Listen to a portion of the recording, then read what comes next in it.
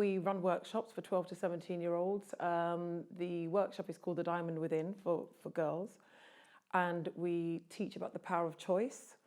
We teach about the grooming process, because that's something that a lot of girls just don't know about. In fact, even some older women aren't aware of, what the grooming process actually looks like. And we also teach about relationships. What is a healthy relationship? What does a healthy relationship look like? What does it feel like? They're just some of the things that we touch on. There's another workshop that we're going to be running called What is Her Name? And that's for young boys from the age of 13 to young gentlemen. And that's really teaching them about sexual boundaries, understanding body language, and also sexual responsibility. Fundamentally, that is what that is about. Because we're actually doing those workshops based in London. I think the issues that we have in Ghana and what my NGO will be tackling with is more the technical side of things, so to speak. I don't think we're there yet, because there is no point trying to empower our children when the system actually is what needs to change to support our children.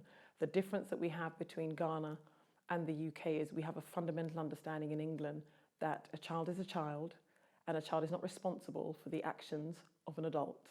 We don't get that here. We still try and make a child, whether it's through the back door or the window, responsible for the actions of an adult. And those are the fundamentals here that need to change before we go on to a phase 2. And our terminology, the words that we even use, like for example, if a child is sexually abused or raped, because that's what it is, we term it as defilement. What on earth is that? If you look up the dictionary definition to defile, it means to make unclean or dirty.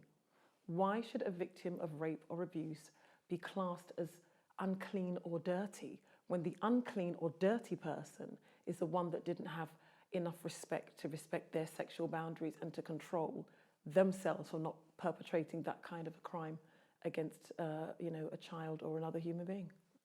We as Africans do not love unconditionally. You do well at school, you get rewarded. You don't do well at school, you're in the doghouse. That's just how it works. Once it's brought into the sexual arena, where children are groomed and they have to perform and are rewarded, when they understand eventually that that is the system by which they can operate to be able to survive, then the dynamics change and become, I will do and you give. That is the system. It's never you have a holy child and all of a sudden becomes a little demon and decides, actually, yeah, I'm going to sleep with Uncle so-and-so so that I can get a new pair of shoes. No. That child is sexualized and they are groomed from a young age, and they begin to understand the bartering system sexually. We need to create a system that allows you to feel comfortable and safe by telling somebody, because these things are shrouded in secrecy, and that is how people are able to continue to abuse and violate and victimize. So I would say, at least in England, there are frameworks there. I mean, for example, the NSPCC has got Childline. You can call free of charge. It doesn't show up on your bill. I even volunteered for them. And you can speak to somebody in confidence. We don't have that system here.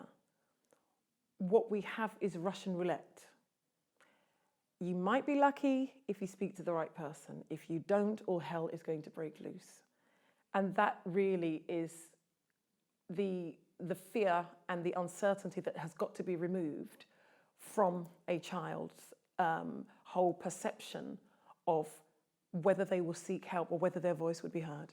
There is such a battle ahead that one can't even be remotely take that for granted. You're dealing with mindsets, you're dealing with culture that has been there from time immemorial. You're dealing with people that don't want to change. You're dealing with people that are in positions of power, and it has been of benefit to them. The system benefits them because they can exploit and they can abuse and they can rape and they can violate. So here you have a woman like myself who is like, well, actually, no, you will not rape, you will not violate, you will not exploit, because enough is enough. So I know that it's going to be a challenge. And, however far down the line I'm able to affect that change, as far as I'm concerned, it's a journey. And there's somebody that definitely that battle will be passed on to, and they too will continue, because people are fed up. with seeing this happening to our women and our children.